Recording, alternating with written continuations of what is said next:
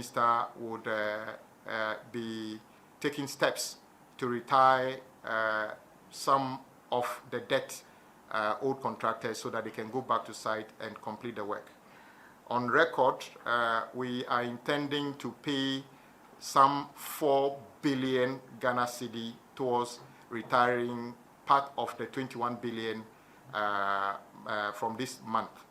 I have no doubt that will be on record to be one of the biggest payments at a particular time to make sure that we are serious about clearing the debt and then also paying for or making provision to start the new works we are talking about.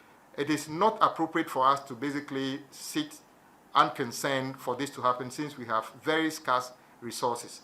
So it is very clear that the finance minister was doing the right thing by making sure that when we have certificates at road fund, those certificates are not, repeated in the books of Ghana government at another level where we'll end up paying twice for the same project. So there's no doubt that government is committed and will continue to prioritize paying for road works done. We fully understand the frustration of the motoring public, transporters, drivers, when they have to endure very challenging roads, especially the ones I've talked about, and elsewhere across the country. Of course, when you live in Accra, you would see Pokuase as the biggest, the situation of Pokuase as the biggest challenge. And I will not fault you because that is what you have seen. But if you have gone around 16 regions as we have done, you will notice that some situations are worse than that. None of it is acceptable. If you were to consume yam today in Accra, that yam probably came from Yendi in part of the northern region. I wish you know how the trucker who brought the yam to Tema managed to bring the yam here, especially if the person used the Eastern Corridor using Pasa section in the rainy season. You will weep for that driver. But they manage these things. And I'm saying that it is not acceptable in Pasa, it's not acceptable at Pokuase. So we need to work as a people to be able to address all these problems. So that was the Roads and Highways Minister, Governors Kwame Agboja, giving that assurance to the transport operators. However, that deadline has passed and the situation remains unchanged. The operators are now giving the government a 1-week ultimatum to take meaningful action or face a mass protest. If the government fails to act within this specified time frame, the transport operators say they will take drastic measures, including 1, parking their vehicles to disrupt transportation services, 2, embarking on a protest against the government, and 3, calling on all motorists, commuters and residents to join them in their fight for a better road infrastructure. And what a time for us to bring in one of such residents who has been traveling on this road on a daily basis. My colleague here is joining us. Now you, I'm told you live at where? I live at Dobro. That's almost at Nsawam. Yeah, Dobro. So this is your route every day? Yeah. I take it when I'm coming to work. I first take a taxi from my junction to the main road. That's the Accra-Kumasi road. And then I take circle from there to this place. Yeah, every day. How much do you spend? From circle to... From Dobro to circle, right? It's supposed to be 11 cedis. Okay. Supposed to be 11. It was 12 cedis, and then they reduced prices to 11 cedis. But of late, it just went back to 12 cedis. Of course, I just paid 12 cedis. But of late, like since the rain started, we've been paying either 15 cedis or 20 cedis. In fact, this week it's been 20 cedis, non-negotiable. If you don't pay, you won't go. Really? You will stay at where you are or at Circle. Right now, if I'm going home at Circle, when I get to Circle, they don't even go to Nsawam. Okay. They don't pass Amasaman, right? So they take 10 cedis or 15 cedis to Amasaman, and then that's it. But Amasaman won't help me, okay, because I go to Debu. That's like extra 6 kilometers or even more, right? So I have to take the Nsawam car, and the driver is taking 20 cedis, non-negotiable. That's it. And how long do you spend on that road from your place to the workplace, or to Circle, let's say, where the car will drop you? Yeah, so You mean the amount? No. I mean the time. The amount of time you spend. Yes. Between your house and cycle. So, if I'm lucky, that's if there are no traffic or there's nothing like that. If I'm lucky like that, I take 2 hours. When I leave here, I close at 9:15. When I leave here at 9:50, I get a car. That's even if I get a car early. I'll get home latest or earliest at 11:30 p.m. So what time does a car leave Circle?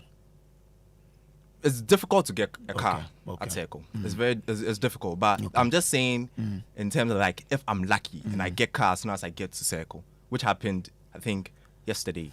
You were lucky. Yeah, I was lucky to get a car as soon as I got to Circle. Okay. Then I go home at 11:30 to 11:40. And if you're not lucky, what happens? That means I've gotten a car like 10, right? I could get home at 2. In fact, that happened on Monday. Monday I go home and then I was hearing a hen, serious. I was like, hey, I have to wake up to come to work too. It's drastic. Like the road is bad, and then the trucks have parked on the road, so you can't use it. Nobody can go, nobody can come. So the car I took, he knew what was ahead, so he passed through Amasaman, passed through Achiaman. There's a town behind there, and then we came out from Kotoku at midday, where the onion market is. We had to come out from that side. That extended the time because there was no. It's either you park or you walk. Wow. But you say the trucks have parked on the road. Have they broken down, or they have decided to park there? So because of the way the road is, right, especially at Satellite, right, the bus stop at Satellite. That's after a little bit after Amasaman, after Sapeman there. The rain, because of the rains, it's the pool of water over there. So drivers don't know what is there, right? Whether how deep the pool is. So only the big trucks can pass, and when they pass, they do the rush or something. So what they are carrying sometimes falls over, or the car just flips over. So there's no road anymore, right? So what they do, because it's also big trucks following themselves, they just park right behind them and they wait for the truck that has fallen down to actually for them to work on it. And you have to wait because there's nothing, and sometimes you don't even find a driver. There's nothing like that. So it affects everybody behind there. This should be frustrating for you as a resident on that road. It is. But I mean, I think the timing that I take the cars, the trotro drivers, they know what's ahead, so they use different routes and all those things. But yeah, it's devastating. Sometimes my body, I'm tired. I'm not even that tired from work. I want to get home and then do some little thing, just read a little, but the road alone just breaks me down. As soon as I get down from the bus stop, I just, sometimes my body is so stiff, my back aches, my neck aches. I want to lie down, but I can't sit in another vehicle to get home. So I just walk to stretch myself a little, and when I get home, I have to eat, but I can't. I just lie down. It's 2 a.m. How can you eat? But at that point, when your body is aching, you're tired, you're frustrated, all of the things about being anguish, what comes to your mind about the state authority that has to make sure, because you're paying your taxes, you drive on good road? Yeah, so sometimes I think they are not thinking about us. Do you get it? Sometimes I feel like they are focusing on other things, like because they've really abandoned the road. And it's funny, Kojo, because prior to elections, it was boot-to-boot construction. They were on it, and I was actually happy. If they are working on the road, they redirect. They are there to redirect you, to show you where. But now there's nothing. It's like this government doesn't care about the commuters on that road. And it's gotten worse because now, at least last year, it was not really raining that much. But now it's been raining, and it's like they just don't know. They just don't want to do anything about the road, and they don't care about those on the road or anything. It's as if they expect us to actually use, I don't know, aircrafts on that road, because we can't use it and be comfortable at all. So if the Minister of Transport, the Minister of Highways is listening to you now, as a resident of the area, what will be your message to him? A simple one. Please focus on the Accra-Kumasi road. Finish it for us. Now, the GRTCC, GPRTU, and other road transport operators are calling on people like you that if government doesn't do anything about it in 1 week, they want you to join them in this particular protest. Will you? Yes. 100%, Kojo, I'll be there. Because I don't see why I should be at home or any other place. It's the only thing that disrupts my ability to function exceedingly well. It's disrupting it, and then if protesting is my way to voice out, I will.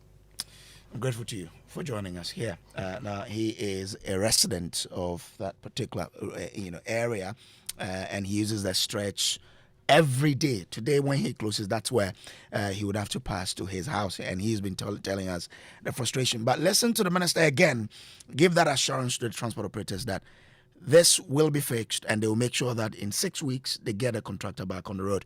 Listen to him. On the bigger issue of how do we address the payment to contractors, since we have already admitted.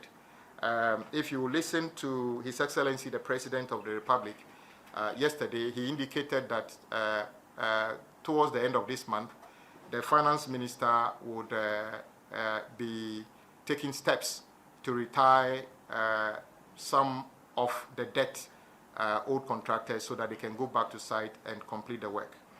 On record, we are intending to pay some 4 billion Ghana cedi towards retiring part of the 21 billion from this month. I have no doubt that will be on record to be one of the biggest payments at a particular time to make sure that we are serious about clearing the debt, and then also paying for, making provision to start the new works we are talking about. It is not appropriate for us to basically sit unconcerned for this to happen, since we have very scarce resources. So it is very clear that the Finance Minister was doing the right thing by making sure that when we have certificates at Road Fund, those certificates are not, repeated in the books of Ghana government at another level where we'll end up paying twice for the same project. So there's no doubt that government is committed and will continue to prioritize paying for road works done. We fully understand the frustration of the motoring public, transporters, drivers, when they have to endure very challenging roads, especially the ones I've talked about, and elsewhere across the country. Of course, when you live in Accra, you would see Pokuase as the biggest, the situation of Pokuase as the biggest challenge. And I will not fault you, because that is what you have seen. But if you have gone around 16 regions as we have done, you will notice that some situations are worse than that. None of it is acceptable. If you were to consume yam today in Accra, that yam probably came from Yendi in part of the northern region. I wish you know how the tracker who brought the yam to Tema managed to bring the yam here, especially if the person used the Eastern Corridor using Pasa section in the rainy season. You will weep for that driver. But they manage these things. And I'm saying that it is not acceptable in Pasa, it's not acceptable at Pokuase. So we need to work as a people to be able to address all these problems.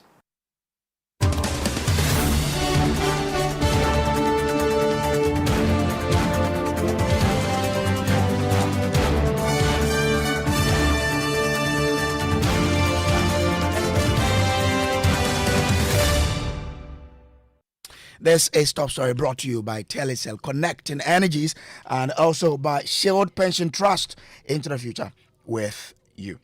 Well, joining us via phone now is the national PR of the Ghana Private Road Transport Union, Alhaji Abbas Imoro. Alhaji, I'm grateful to you for joining us here. We also have on the line Alhaji Tanko. He's national chairman of the Ghana Road Transport Coordinating Council. Let me start with you, Alhaji Abbas Imoro. Now, what is the average increase in time because of the poor road conditions of this particular road we're talking about? Elijah Basimiro, do I have you? Yes. Yeah. Do we know the, average? Hello. Yeah. Can you hear me? Yes, I can hear you. Do we know the average increase in time because of the poor road conditions of this road? Do I know the average? Do we know how many more minutes or hours people have to spend on this road averagely because of the poor conditions Yes, of the road? yes. Not less than two hours. Instead of about 10 minutes, 15 minutes drive from Pokuase to Nsawam. Okay. Now this about 10, 15 minutes drive. We will spend 2 hours, not less than 2 hours. In this particular meeting with the roads minister, when did it happen? Past 6 months ago. Have you spoken to the minister to understand why the situation has not changed? And what have they been telling? What has he been telling you? Before that meeting, we complained about the road. He invited us.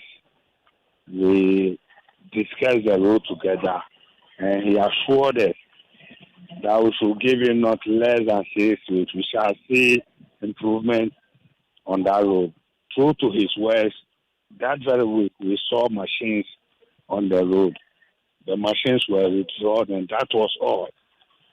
We haven't seen any work on it. The road has also gotten from bad to worse, to the extent that you will spend not less than 2 hours on that small stretch of the Accra-Kumasi road. That is from Pokuase to Nsawam. Have you found out from the minister why the equipment that you say you saw on the road left and when they are going to come back? Do you think we have to see him? This is for the whole nation. We complain, and it came to the public domain. So if he is having any problem, he should have informed us. But not to spend 2 hours on that stretch while we haven't heard anything. There's no machines also on site. Okay, but I was thinking because you're all partners in this, whilst you're going through this problem, you promised to settle, to make sure that there is some solution in 6 weeks' time. It hasn't happened. And I was thinking that by now you would have called him to find out why he has reneged on this particular promise to you. But don't you think they should have informed the public? It is for the general public, for all Ghanaians.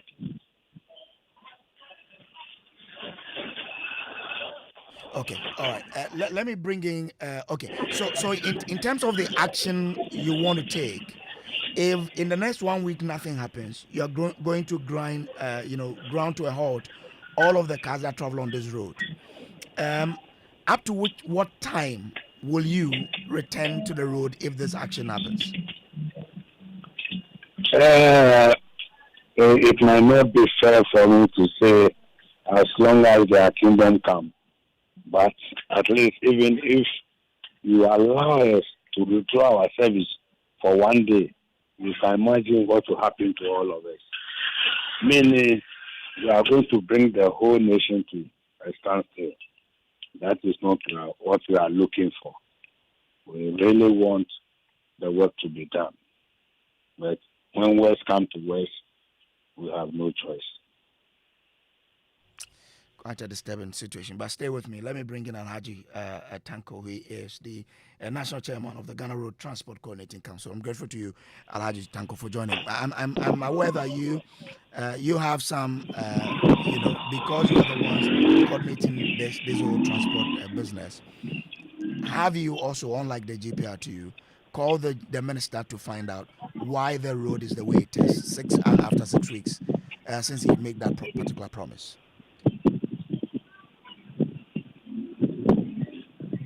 Alaji Tanko, do I have you? Yes, I'm on the line. Yes, I'm hearing you. I wanted to find out from you whether or not you've heard from the minister. GPRTU says they haven't. Have you heard from the minister? What have they been telling you? You see, the Minister of Road and Highways, we, the heavy truck operators, has wrote a letter to him that we want to meet him. But he didn't meet us. He didn't call us up to now. So what are we going to do? And we are seeing that the road is complete damage from Pokuase to Nsawam. The small cars can dodge and pass some different ways to try it, maybe to pass to Aburi. But we, the heavy trucks, we can't pass there. We can't carry a heavy load to pass Aburi. We can't. It's a compulsory for us to pass from Nsawam to Pokuase, you see. So what are we going to force ourselves to meet him again?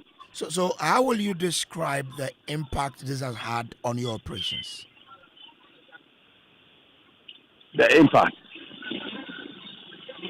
You see, once we call him. When he came to the office, we said we want to meet him. Maybe there is something in the... I wanted to find out from you. You say that the small cars can dodge and go, but you cannot. And I wanted to find out from you, how will you describe for us what the impact has been on your business? Are you still able to operate, or you are not at all able to go anywhere? But now, once we didn't meet him and the road is spoiled, what we told him is to try to do the road quickly. Otherwise, we park our cars. Okay. So, Alaji, it means that you are still able to move your trucks between Accra and Kumasi? It's a very hard. Okay. It's a very hard, especially between Nsawam to Pokuase. That is the very bad road. The road, the cars used to fall. They used to fall. Especially when, you see, during the rainy season, when the car carries full goods, it doesn't know whether there is some big potholes there. When he passed there through, then you see the car is turned down. You see? And the minister has promised to complete the team within 6 weeks. Up to now. Okay.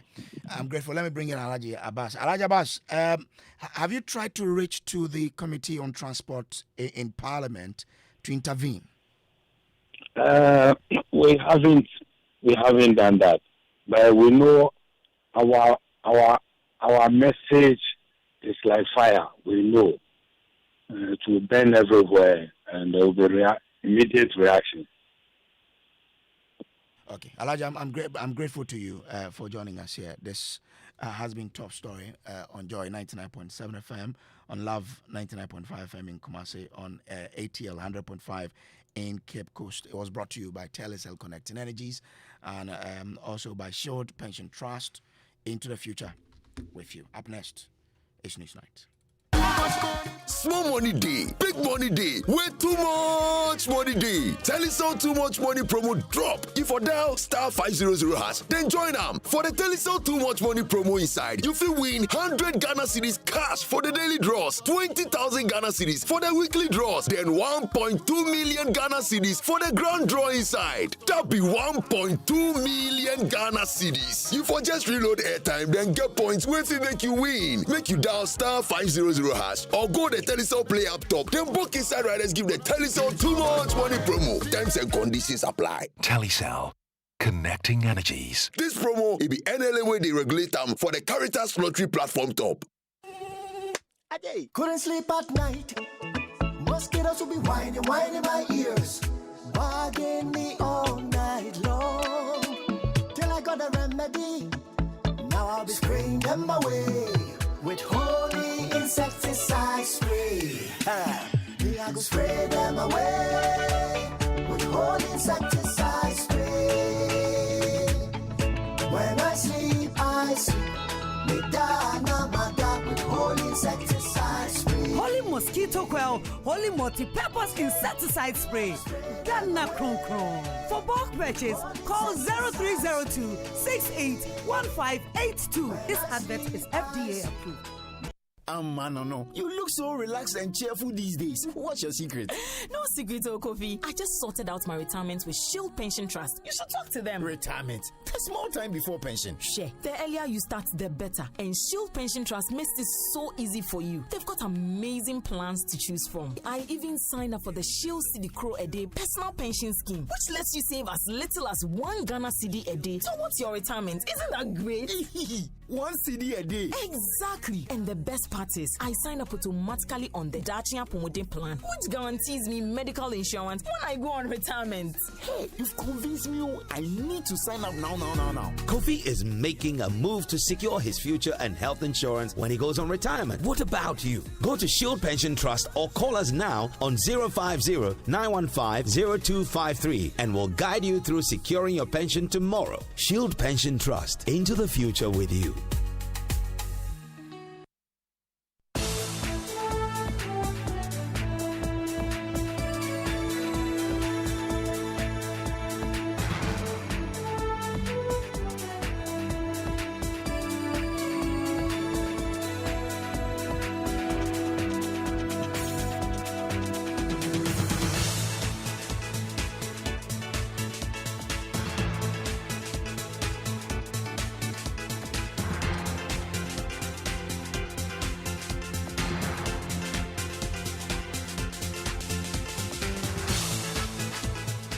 Hello, good evening. 30 years of joyfulness. Welcome to News Night.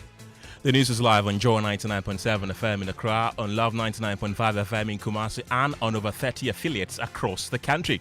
Coming up tonight, Asantehene Otumfuo Osei-Tutu II warns against use of obsolete presidential jets and helicopters for the Ghana Armed Forces as he cautions politicians against over-politicization of the matter. We'll take you live to Kumasi for details for that. Plus, hear from former Defense Minister Dominic Nitiwu, who is bemoaning the poor state of the Ghana Armed Forces, calling for immediate intervention.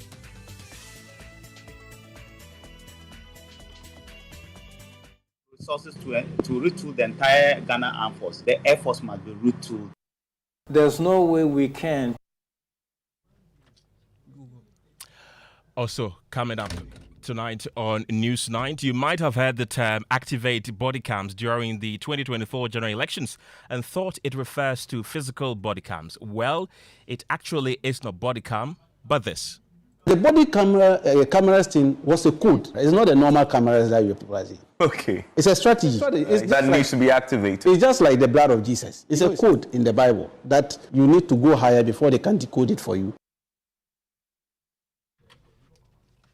We'll take you to the Black Star Square, where final preparations are underway for the state burial tomorrow for 6 of the 8 victims of last Wednesday's helicopter crash. All these and more coming up on Newsnight. But before that, business. Well, World Bank warns the logistic company of Ghana could be hit with more than 2 billion debt before the close of this year due to failure to charge realistic tariffs. And in sports, MTN Ghana announces $2 million 2-year sponsorship deal for 5 national football teams. Got the latest of these and many other stories coming up on News 9. Remember, you can be a part of the conversation by WhatsApping us on our platform 055 1111 997. My name is Kenneth. Gyasi. My name is Ofori.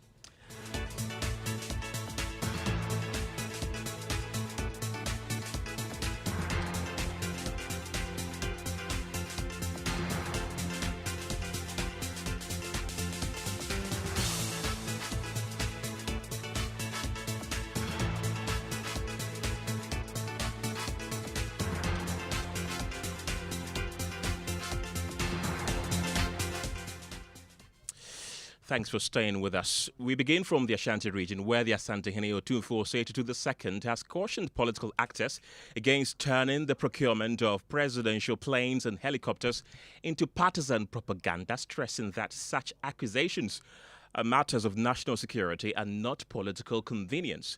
He issued the caution when the Ashanti Regional Minister Frank Amwakohene paid a courtesy call on him at the Menchia Palace following last week's tragic helicopter crash in Obuasi, which claimed the lives of 8 people. Let's cross over live to Kumasi, where my colleague Nana Boachi-Yadom is standing by for us with some insight from this meeting. Nana, what triggered this caution from the Asantehene?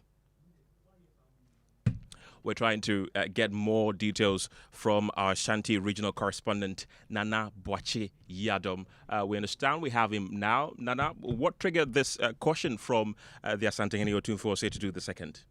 Well, Ken, this caution from the Asantehene came after the Ashanti Regional Minister, Frank Amwakohene, and his entourage paid a visit to him to formally tell him about what had happened at Obuasi last week. Although the Asantehene has already received his briefing on the incident by the chiefs there, the Asantehene said that over the last period, we have politicized the purchase of presidential jets and even helicopters for the Ghana Armed Forces. He says that the safety of our personnel and of government is very much essential. And so we must, in fact, political actors must desist from politicizing the issue and must make sure that the procurement of such presidential jets and helicopters are done without any political intervention. We know that the Otumfuo has been very vocal about the fight against illegal mining. Did he talk about anything concerning Galamsey in this meeting? Exactly so. He says that the demise of the 8 individuals should trigger government to continue with the fight against illegal mining. He says that this must trigger every individual, including government in itself, to make sure that the fight is won. And the death of these individuals should lead us into taking immediate steps. Nana, I just want to find out briefly, what was the reaction from the Ashanti Regional Minister? Well, the Ashanti Regional Minister welcomed the caution by the Asantehene Otumfuo-Osei II, saying that the government is going to take up all the recommendation that is going to come up from the committee that has been established so far. And so it was a welcoming moment for him, especially with the caution that came out from the Asantehene. And do we have any update on the Asantehene's funeral? Well, what we do know is that on the 21st of August, that's next week Thursday, the 1-week ceremony is going to take place at the forecourt of the Menchia Palace. But currently, we have the palace decorated with black and red, indicating that the Ashanti Kingdom is in mourning. Nana Boachi-Yadom is our resident correspondent in the Ashanti region, bringing us those details. Thank you very much. And Kenneth, let's stay on issues related to the helicopter crash. And former Minister for Defense Dominic Nitiwul has also bemoaned the poor state of the Ghana Armed Forces in terms of provision of state-of-the-art equipment for their work. His comment comes at the back of the military helicopter crash and death of the 8 Ghanaians a week ago, including the Defense and Environment Minister. He spoke on PM Express last night. I want to say straight away that as much as possible, we should veer away from politics. Okay. It won't help us in this discussion because political actors have different views when it comes to some of these things and what they do and what they didn't. What role he played in politics, he didn't play in politics. Political actors, well, if you want to unite the nation, you are going to have a lot of people disagree with you in certain aspects. Yeah. What I say is that I'm concentrating on their work in the ministry, service to Ghana, and service generally across. I mean, collectively, what should we do as a country to immortalize their memory? You cannot allow the Air Force to be in the state in which they are. Even if we don't have resources to retool the entire Ghana Armed Forces, the Air Force must be retooled to the best of their ability. Well, let's stay a bit longer on this because another key revelation that came on the show is the fact that none of Ghana's military aircrafts are on any insurance policy. Well, this was revealed by former Majority Leader Chairman Sabunsu, who believes we must find a way to insure some of these equipment against times of tragedy. Listen. The military copters are not insured. But given where we are today and the fact that cities are far between and the president and ministers have to travel by these copters, apart from ensuring routine servicing, but of course the armed forces are very spot on when it comes to servicing their vessels. Has the time come for us, given the fact that they have become more or less passenger planes for a regular means of transport for VIPs? A regular means of transport for the president, ministers, and so on. Has the time come for us to consider perhaps ensuring these ones that serve other purposes other than just military purposes? You remember that until the tragedy befell the nation at Accra Stadium, the stadia in the country were not insured. They were not. But then Parliament then took a decision and requested the ministry and the Football Association, the GFA, to start immediately, beginning from the next succeeding year, to insure our stadia. Yeah. And ever since, we have been doing that. Osei Chairman Sabonsu is a former majority leader and MP for Swami constituency. Well, let's go onto the telephone lines and speak to Kenneth Festus Abwaje, who's a security analyst. Thank you very much for your time this evening. Help us understand, are military vehicles and aircrafts supposed to go through any form of insurance like ordinary vehicles? And really, what benefits does it bring to personnel? Are you Ivan Spencer? I am Kenneth, Gyasi. Oh, okay, Chief. Good evening. And to your listeners also. My knowledge, and I'll start from the United Nations, which conducts global peace operations on the ground and in the air. And my knowledge is that the UN does not insure its vehicles. So when we join the United Nations on peacekeeping, as part of our training, we are advised against allowing non-entitled personnel to travel on UN transport, whether on the ground or in the air. And that such persons travel at their own risk. What the UN has is a compensation scheme for its peacekeepers, including its civilian officials, but not any other person who is not integral to the peace operations. So now let's come back to military operations in general. I think our history would show that in Ghana, we don't insure military equipment, including our transport and aircraft. My research shows that countries like the US and the UK do not do that. South Africa, for instance, which is one nation that we keep citing, also doesn't do that. And the primary reason is that if you go commercial insurance, you are likely to pay through the nose. So the cost alone is prohibitive. So what considerations countries may make is what is called self-insurance. In our case, we don't need to argue that self-insurance must cover all the helicopter fleet, let's say the Z9s, which, I stand to correction, there are about 6 of them. Because not all the 6 are used for VIP travels. So we can be very discriminative and say that going forward in the future, this particular Z9 that crashed was purposely for, let's say, for VIP, flights.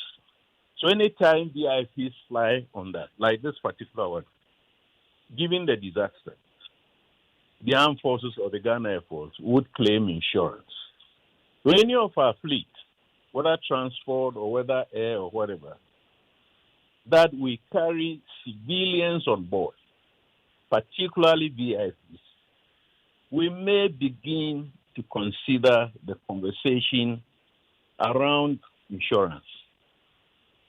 If we don't do that and we go blanket and say that because our aircraft is VIPs, all the fleet that the Ghana Air Force has, X of that, Y of that, A of that, all of them must be insured.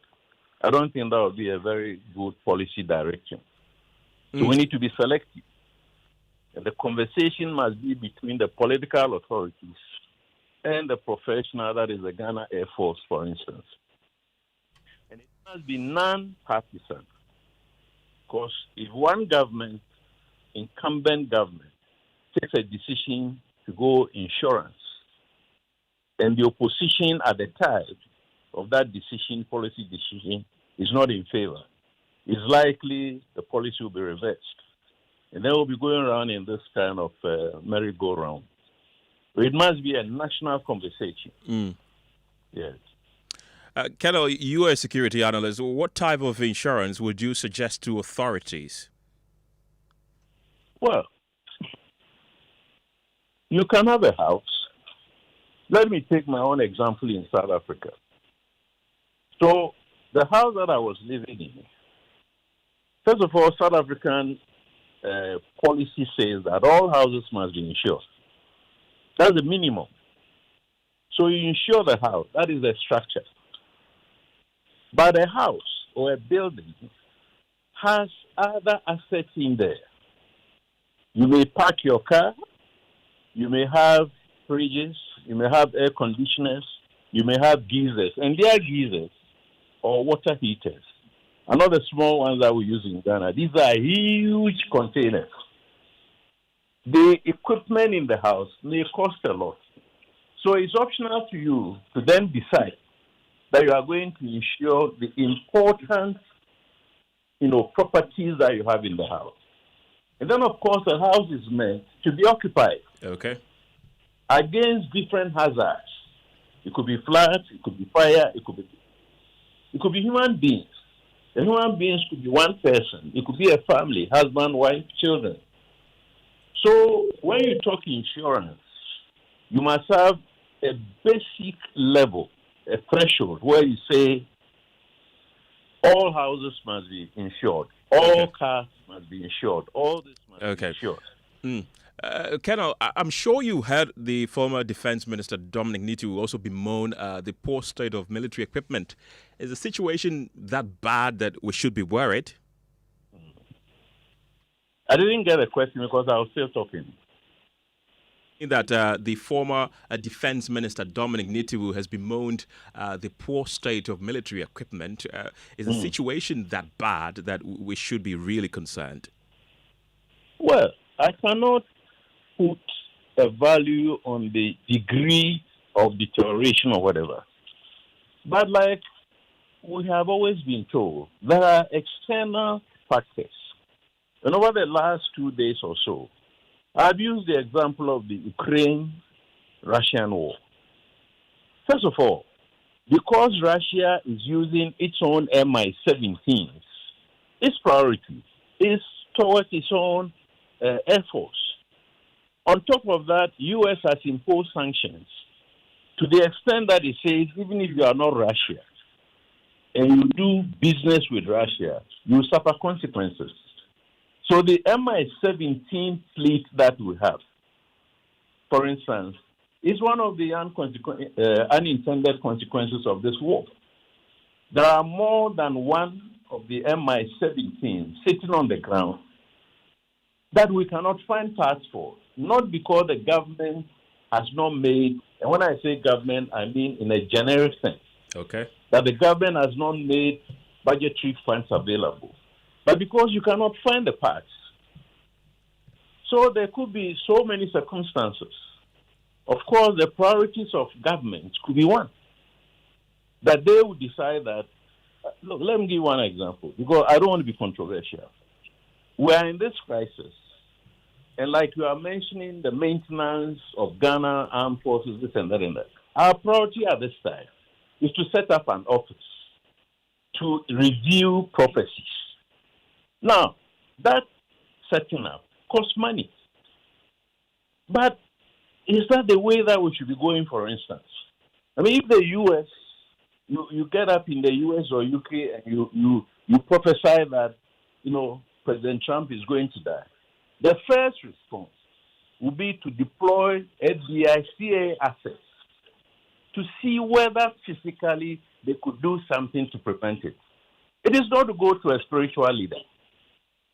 So if governments decide that their priorities are this or that, then in this instance, for instance, you set up offices, you set up all manner of things.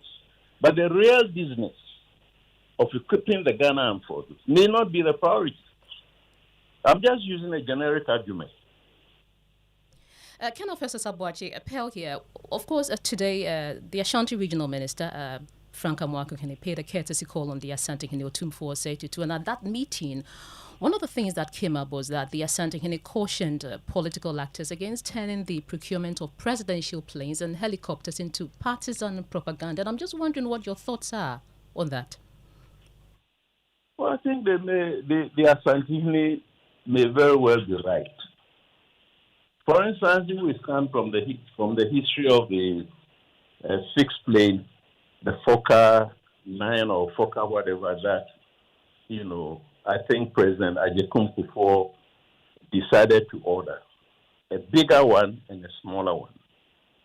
When the late President Atta Mills took over, he reset the national priorities. And it's not that he is wrong or he was wrong, but he thought that our priorities could not afford spending money on acquiring two, VIP aeroplanes. So he opted for the smaller one. You cannot fault President Kufuor for having ordered two, and you cannot fault former late President Atta Mills for scaling it down to one. So, for instance, at this material time, let's look broadly at our economic situation and then find out where the scale of the priorities are. Okay. Whether we should spend millions of CDs to buy a new plane and which type of plane. If we come back to the helicopters, for instance, we have a mix. Mm-hmm. We have the Z9s, we have the Bell Augusta, and then we have the Russian Mi-17. The Mi-17 is the most expensive, but it has better capabilities, lift, and so on to do so many things. So if you look at your budget and haven't got money to buy 6 of them, then you juggle your options. And then you say, okay, let me get 2 of the MI, let me get 3 of this Augusta, and let me get 6 of the Z9s. Because the Z9s, not that they are cheap, but they are economical. Kenneth Abwaji, thank you very much for your time on Newsnight. Meanwhile, leadership of the Defense and Interior Committees and Parliament have made a bipartisan commitment to ensure the retooling of the Ghana Armed Forces in honor of the 8 fallen heroes. Listen to Chairman of the committee, James Agauga, and a ranking member, Reverend Intim Kojo.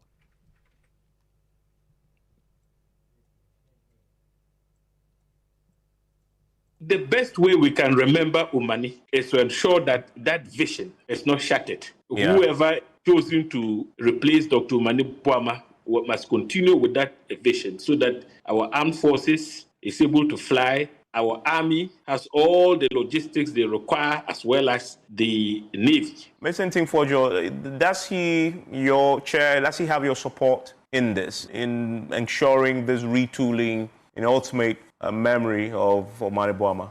Yeah, very much so, Evans. My chairman, Honorable Agaga, has the full support of myself and all members on the committee. This is a collective resolve we've made way back even before this unfortunate incident.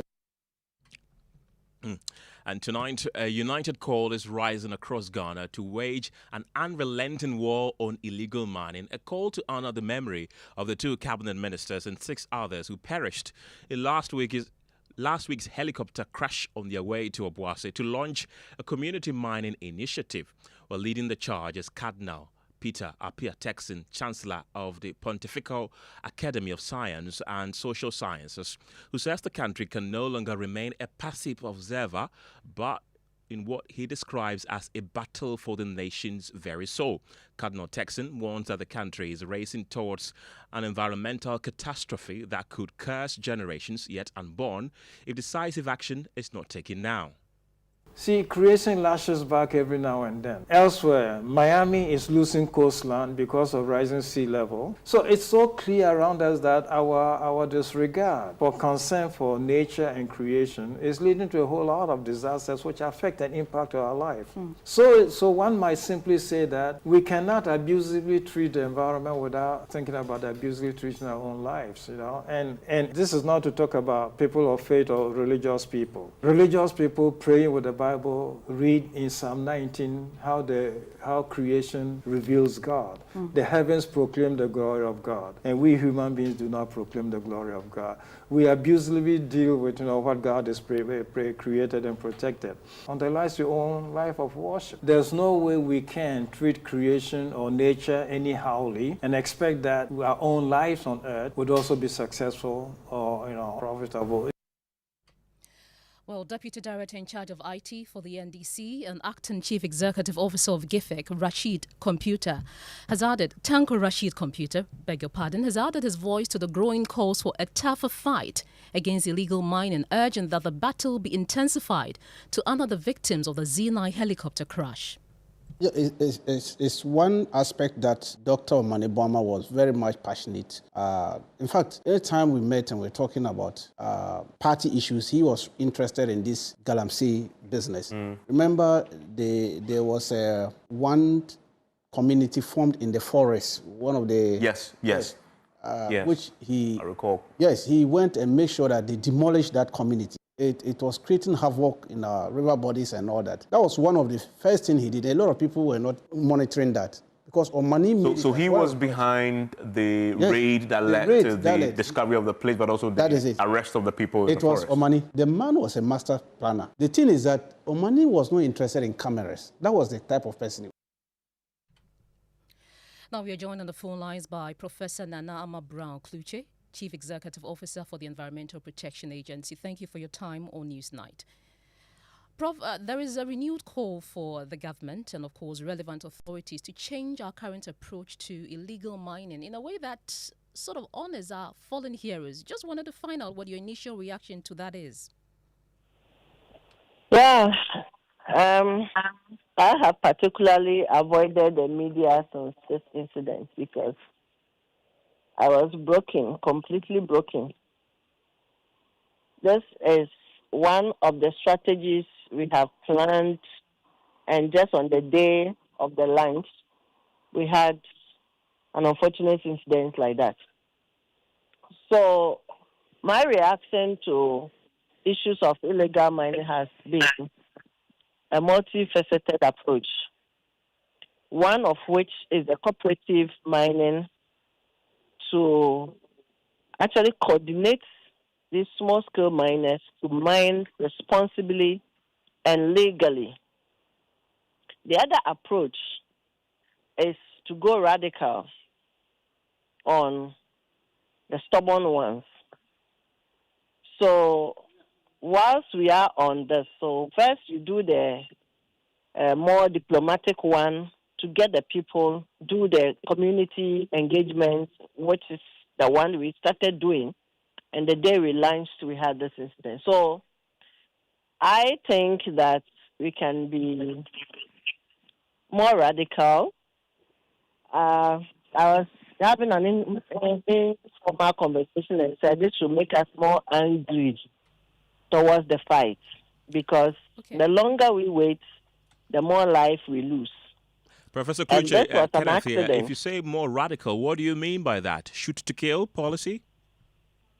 Well, the president is not so happy with that, to shoot to kill, because we are dealing with human beings.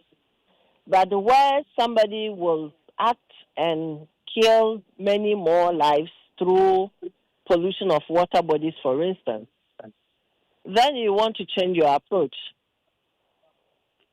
Even if it's not shoot to kill, we can have other ways of shooting and not killing. But I think we should be more radical than the way we are going about it. So it's still a discussion on board. Let's say we have a funeral tomorrow.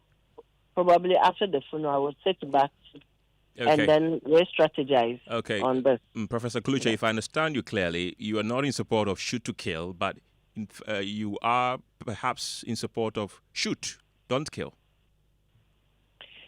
So we can shoot rubber bullets, we can spray hot water, we can spray itchy substances just to deter people from getting back. For me, it has more been on the water bodies than even the land. For the land, it's not too difficult to reclaim, though it's expensive. But for the water, which we drink, which we use for everything, it's an emergency situation we have to tackle with all the radicality we can put on the plate. Professor Kluche, thank you very much for your time this evening. She is the CEO of the Environmental Protection Agency. Pearl. We expect that. Yeah, it's one aspect that we expect that we would all comport ourselves, we will respect the guidelines. We do not want to see tomorrow anybody holding a phone.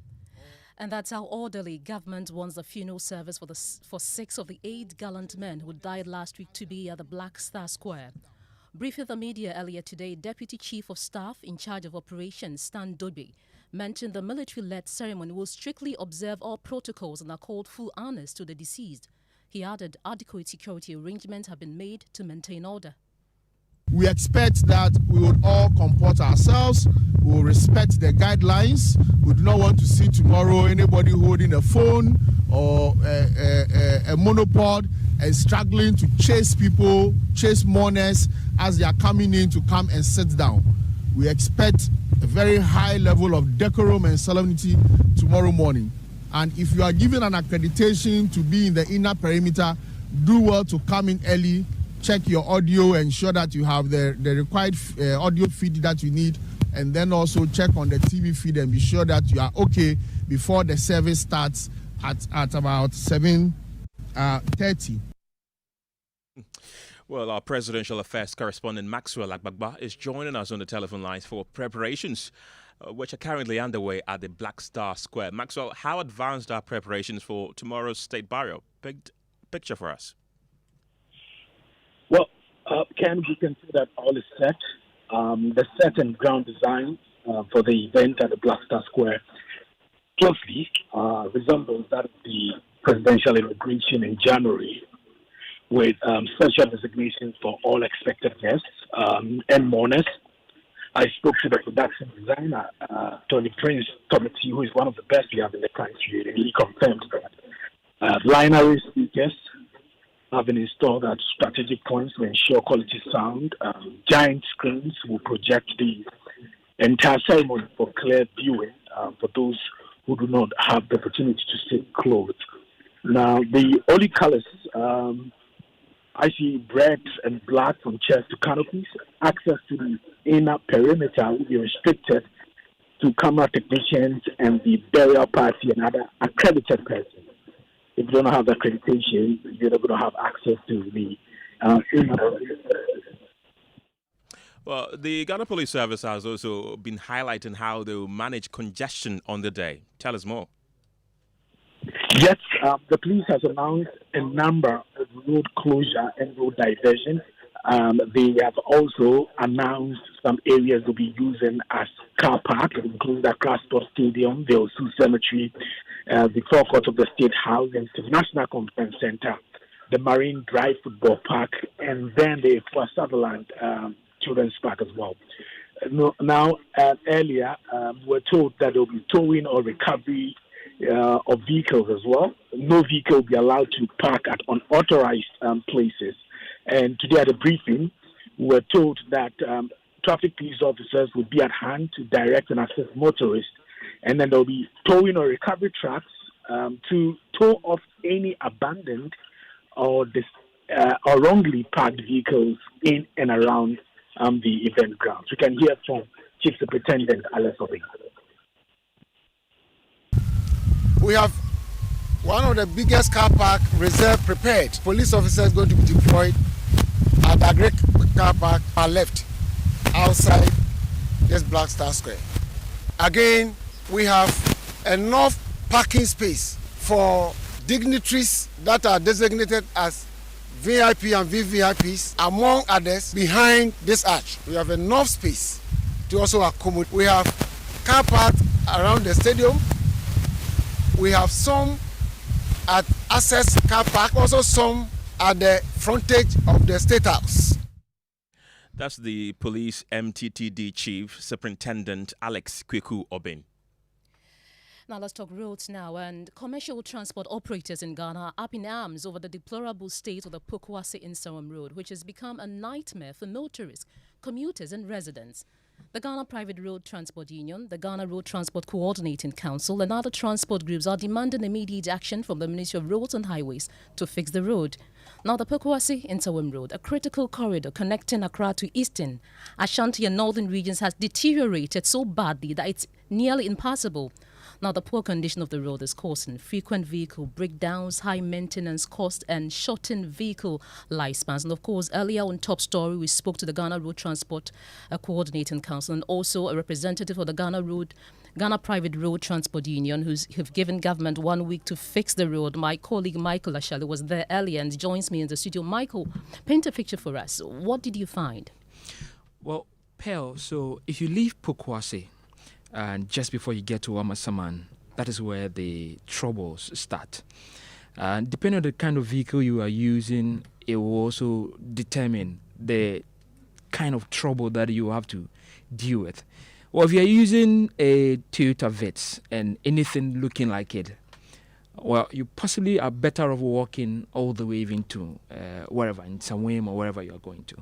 If you're in a public transport, you might as well just put a seatbelt around yourself and gather yourself literally together, because it's going to be a very bumpy ride. If you are in a say a VIP bus or STC, you possibly may feel the ups and downs and all the chill and the cozy and air condition, but you get to where we call satellite, and even for those who have that much comfort, that is where you will have to deal with what personally I call now the pool of death. Okay. Now, in there, I counted around, 2 STCs, 5 long trailers, 3 trotros. As for the small vehicles, even they won't dare. And when I talk about the pool of death, what we are talking about is a long stretch of road that is still uncompleted, and a large pool of water sitting there, not draining away, very muddy and very thick. And vehicles, for the long, big vehicles who try to even pass through, I saw 2 of those long vehicles whose trailer, the axles, the longer part of it, it's broken. In fact, if you know... On that stretch? Broken. Yeah, when I talk about broken, it's not that there's a part that has removed or something. The bed that the load sits on is literally broken into 2 of such. And those are steel. And when we talk about steel, steels are what we use for skyscrapers. So these are very dependable metal that we use for that part of the vehicle. These are broken. And in fact, the more troubling part is that help cannot come to you because the vehicles the tow trucks that you are calling for help cannot pass through that muddy water. So it's a very dire situation for people who have to live there. Just before I was living there, 2 STC vehicles, one heading to Kumasi and another coming from Kumasi, were all stuck there. And there were a family of about 8 individuals that we know are supposed to get to Kotoka this evening and fly out to Europe tonight.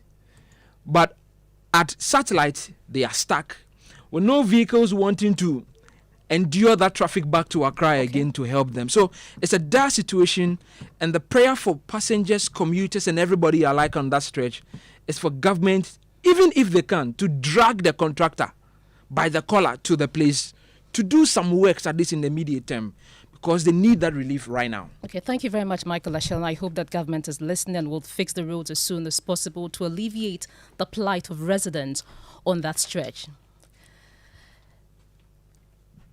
It's time now for business, and George Riafe is here with the latest in the world of business. George. Yeah. Hope you've not forgotten the name. Well, a lot of issues happening in business, of course, and maybe, Pearl, you should be prepared to pay at least or maybe as much as a 3% 1% per litre for the price of petrol and You don't say. LPG from this weekend, but however that of diesel will go down marginally. I'll be getting you more on this, on the reasons for this mixed price reviews from this weekend. And World Bank is warning Electricity Company of Ghana could be hit by more than $2 billion funding gap for this year over failure to charge realistic tariffs and government's non-payment of debt due to be paid to the company. The business news on Newsnight is brought to you by MTN Business. Welcome to the new world of business. Kingdom Books and Stationery, your number one stop shop for all your office essentials, Sinter's Tanks and Pepsodent, Herbal and Charcoal.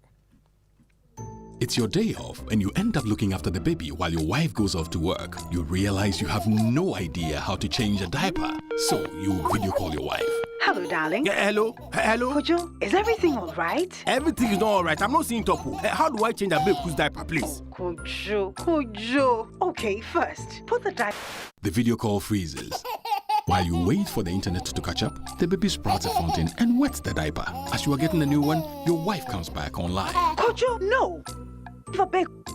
But I had to go and get a new diaper. What must I do next? I beg, quick. Open the front of the diaper. It's the side that has... Wow, look, the video freezes again. Abba. By now, you know where the conversation is going. There's no buffering in real life, so why accept it from your internet connection? Get connected and experience ultra-fast internet to your home, powered by MTN Fiber Broadband. From the Internet Masters. MTN, everywhere you go. Son, we are so proud of you for setting up this hospital. I really love those hospital beds and waiting chairs. By the way, did you import them? No, Dad, I didn't. I actually got them from Kingdom Books and Stationery right here in Ghana. Wow. We also bought our office supplies, safes, executive desks and chairs from Kingdom, and they gave us expert advice on how to set up our office. Guys, that makes 3 of us. I also got our sofa and bedroom sets, plus our dining hall furniture for our new home from Kingdom. Wow, Mom, that makes 4 of us. I usually get my stationery items from Kingdom, and my teacher also mentioned that our classroom furniture was provided by Kingdom. So there you have it. Whenever you're thinking about setting up an office or acquiring furniture for your home, etc., Kingdom Books and Stationery should be your first port of call. With over 40 years experience in the industry, we stock and supply a wide variety of globally sourced office and home furniture, stationery and equipment. Visit our head office, Takweje, Osu near the Osu Cemetery, Temania Community 4, Takoradi opposite Vijay Mays Plaza, Cape Coast University Bookshop, Spintex Road near Absa Bank, Atomic Centerpoint Mall, Winneba University Campus, KNUST, the University Bookshop, and Santasi in Kumasi. You can also visit our shop online, www.kingdomstoreonline.com. Hurry while stock lasts. For further inquiries, contact us on 050-162-0810 or 0302-764-101. Email info@kingdomgh.com. Kingdom Books and Stationery Limited, where quality and affordability is assured. Terms and conditions apply.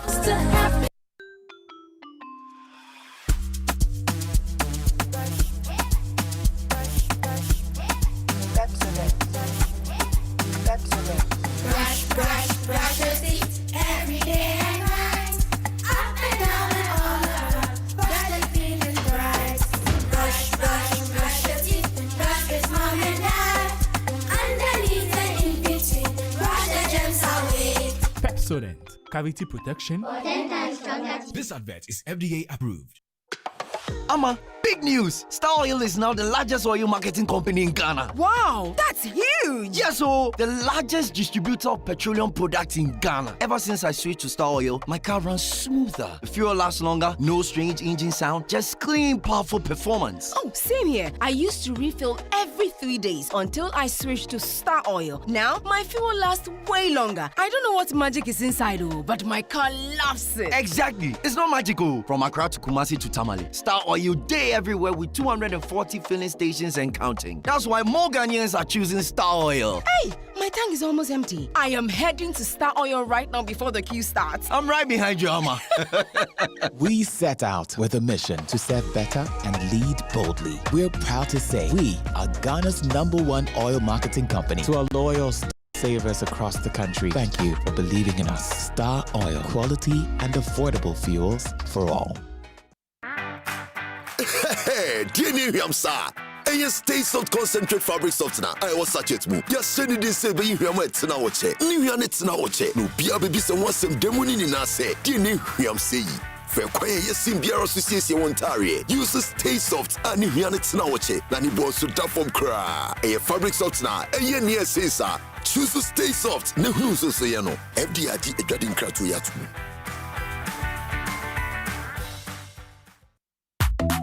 Sasso, tonton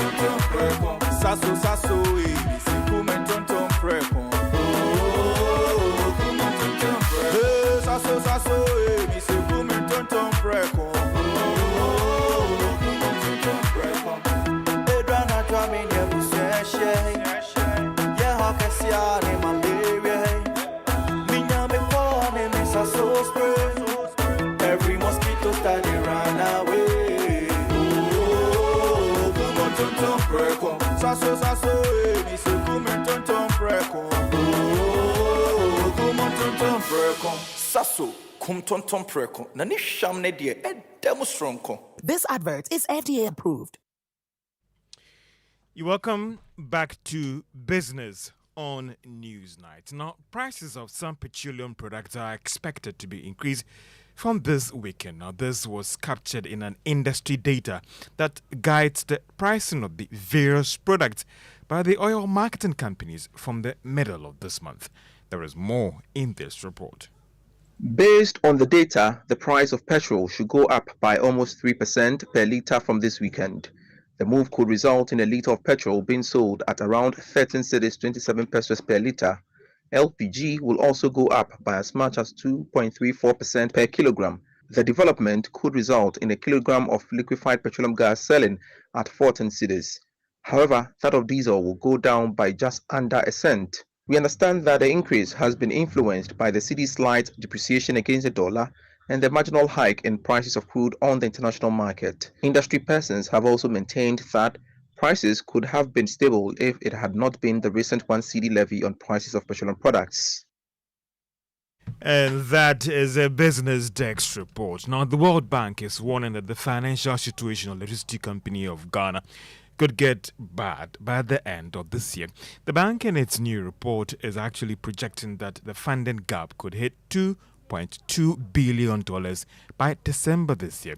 And this could even get out of hand by next year. Robert Talesio is the country director for the World Bank, and he has been speaking at a program in Accra. In the energy sector, non-cost reflective tariffs, high utility distribution and collection losses, and foreign exchange and inflationary pressures have led to substantial contingent liabilities. The government's Energy Sector Reform Program, ESRP, has not solved these problems, and every year the government must provide significant financial support. The Electricity Company of Ghana, ECG, built up new debts to independent power producers and fuel suppliers in 2024. If no action is taken, ECG is expected to have a funding gap of $2.2 billion in 2025, with total shortfalls reaching over $9 billion by the end of 2026. So this annual amount that I just mentioned, the estimate of $2.2 billion, is actually more than Ghana receives from the World Bank and the IMF in any given year, thus indicating the magnitude that we are facing. Robert Talesio is the country director for the World Bank, speaking at the launch of the Ghana Economic Update Report. Now, commercial banks have maintained that government may have a major role to play when it comes to the drastic reduction of non-performing loans in the country. It's coming after the Bank of Ghana announced a series of tough measures to reduce the ratio of non-performing loans by the end of next year. Chief Executive of the Ghana Association of Banks, John Ewa, says the current legal system and enforcement mechanisms have not been helpful in dealing with the situation. When a contractor says, I've done job, I'm not being paid, it's not the contractor who is not being paid. But the funding for the contractor to mobilize to site would have been provided by a bank. So it is actually a bank who are the silent sufferers when contractors or government counterparties are not getting the settlement that they have been promised. So it is, it takes all the key players within the architecture to work together to improve the credit environment. So the non-performing loan rates will come down to even below the 10% that the prudential limit is advising us to conform to. And John Ewa is the chief executive of the Association of Banks, that is the Ghana Association of Banks. Now, the executive director of Young Investors Network, Joshua Mensah, says the organization is intensifying practical financial literacy in Ghana. Now, partnering with the Ghana Stock Exchange and the Central Securities Depository, the group is educating young people and the public when it comes to investment opportunities on the Ghana Stock Exchange. He says that a lot still has to be done to improve financial literacy in the country. We've been touring the whole Ghana, talking to them about the importance of investments for the youths. We've done almost 10 regions now, and looking at the feedback, we realized that the low level of investment education in Ghana. So we collaborate with the Ghana Stock Exchange to organize the financial literacy education, purposely focusing on young investors. For Young Investor Network, our focus has been on practical education, practical financial investment education, and it's been great. One of the areas is what we call the stimulation. Currently, we have over 800 people who have applied to join our Young Investors Analyst Program, where they will do practical simulation exercise. We also have students buying shares now, so there are a lot of practical. We don't just do theory, we are doing practical investment education among the youth in Ghana. And you heard there, that is the executive director of the Young Investors Network, Joshua Mensah. Let's turn to the stock market. Now, the share price of MTN was down by 4% at the close of trading today. Now, this resulted in the share price, or the each share of MTN now reaching 3 Ghana cedis 94 pesos. That of GCB Bank was up by 4% to close at 9 Ghana cedis 41 pesos. In terms of the year-to-date return on your investment on the Ghana Stock Exchange, it has crossed 50%. And again, if you track other assets on the market, it is still the best performing return compared to treasury bills and other investment assets. And that's all for business on News Night. Back to you, Pearl. And the name is George Yafe. George, thank you very much. It's now time for sports, and Daniel Quarantine is here. Thank you very much, Pearl, where MTN Ghana has signed a new 2-year partnership deal with the Ghana Football Association worth 2 million Ghana cedis to become the headline sponsor of 5 national teams. The deal marks a shift from the agreement signed before the 2022 World Cup in Qatar, which was also valued at $2 million, but covered only the Black Stars. The new agreement includes the Black Queens, the Black Satellites, the Black Starlets, and Ghana's under-19 male national team, in addition to the Black Stars. Moving on, AS Roma Italian club have made a £20 million offer to sign England winger Jadon Sancho from Manchester United, where he remains excluded from training with the first team squad. The 25-year-old, who has been told to find a new club before the transfer window closes on September 1, joined Man United for £73 million 4 years ago. Juventus, who unlike Roma have qualified for this season's Champions League, are also known to be interested in Sancho. The former Borussia Dortmund wide man returned to Manchester United in July after Chelsea paid a £5 million penalty to get out of an obligation to sign him, having spent last season on loan at Stamford Bridge. That's an end to sports. Back to you guys. Thank you very much, Daniel Quarantine, for the sports news. Now, I bet you might have heard the term activate body cameras during the 2024 general elections and thought it refers to physical body cams. Well, it's actually not. Body cam. That's a security code that actually ensured victory for the NDC during both the 2024 general elections and in Ablekuma North, a master plan attributed to the late Dr. Edward Omani-Boama. Well, speaking on a special tribute program on PM Express on Joy News last night, Deputy Director of IT and Elections of the NDC, Rashid Tanko, first explained how Dr. Omani-Boama birthed a homegrown solution to help in monitoring the election and result collation. Look, when we first met and Omani played a cast for us and told us this is how we are going to combat the election, far back 2023, as soon as we came to office, the issue of collation of resource was our problem in the party. That's true. We had that difficulty. For 2 successive elections, it's always been a challenge. And 2020, we had challenges. Omani said, look, we are going to collate these results, and everybody will be shocked how we are going to do it. We are not going to bring any strategy from abroad or any equipment from abroad. We will design the thing ourselves. So when we started, and he was doing his mapping and doing the strategy, you're going to do this, how we are going to do it. We came out with a manual. He commissioned me to come out with an election training manual. When I produced the document and sent to him, and he looked at it, he used pen and sat down. That was the time I got to know that this man is an institution when it comes to election management. People didn't know. He looked at it critically and said, look, yes, you have the idea, but this is how we are going to do it. This is how we are going to combat it. Then we came out with a manual for the election. That was a game changer.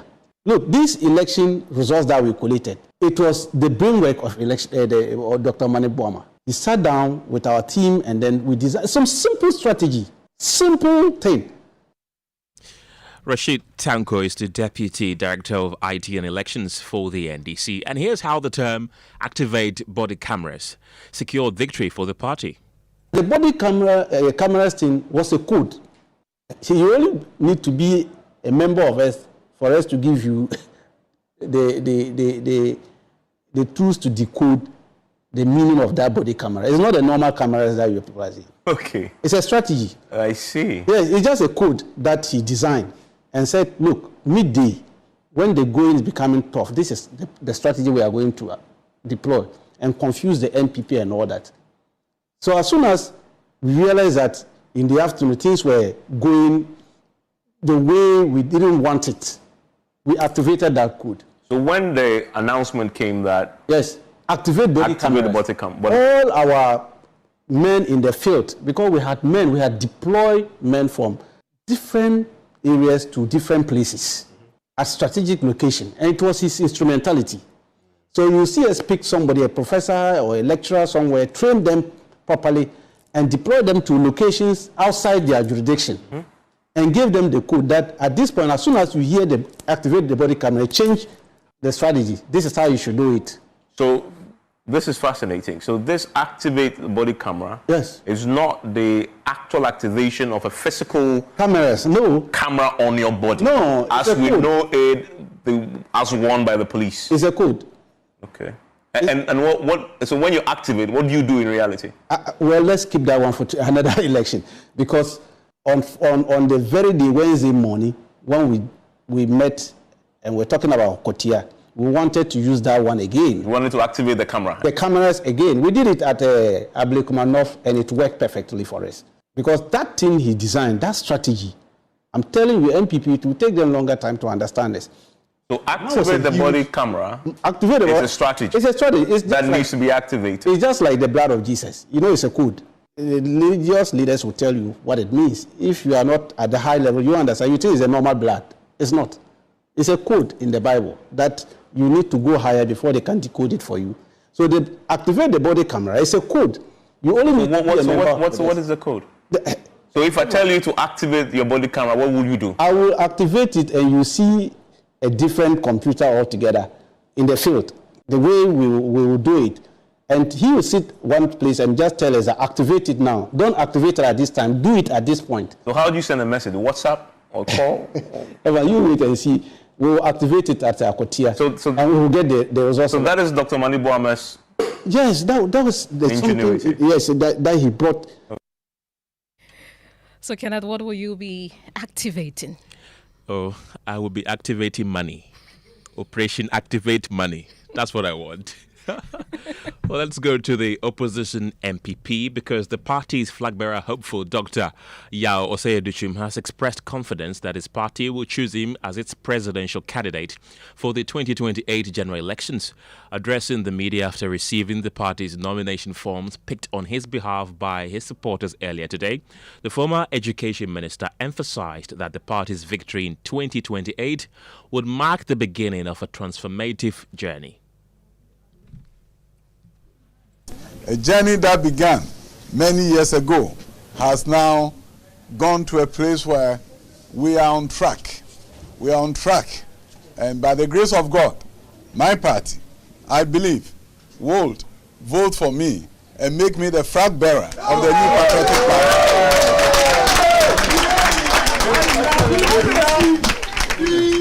And after that, we'll be on the journey to the promised land. The land that our nation has been yearning for years.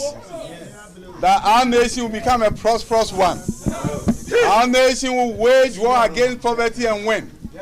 That the poverty and deprivation will be over. That is what the campaign of 2028 will be about. To be about a country that had independence many years ago. We've done our very best. From the first president to the current president, each one of them have done something great. Yet, we have a lot to do. And that is what the Duchum presidency will be about. That's the former Education Minister and Bosomtwi MP, Dr. Yao Osei Educhum. And that brings us to the end of News Night. Tonight, my name is Kenneth. Gyasi. My name is Ofori. And right after this, on Personality Profile, is Pierre Kuma, who is an author of Burns Survivor.